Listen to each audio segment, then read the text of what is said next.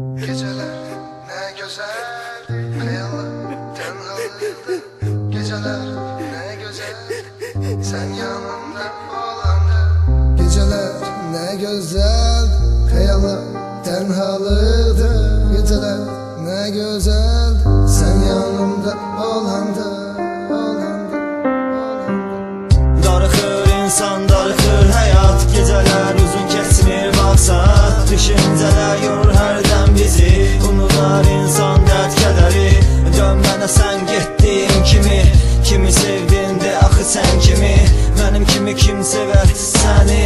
Mənim yerimə qoydun özgəni. Yaşamaq çətin gəlir hərdən. Yaşlanırıq gedir ömürdən. Qaytar mənə ötən o günləri.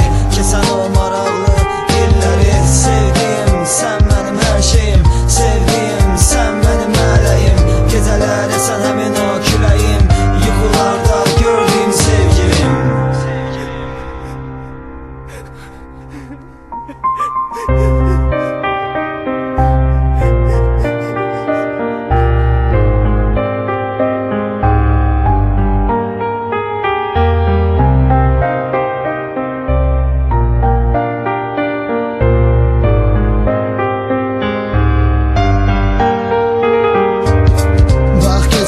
Uzun gəlir hərdən, yaşamaq çətin deyil ki. Bax küçələr küsürdü mənə, ağlatmaq çətin deyil ki.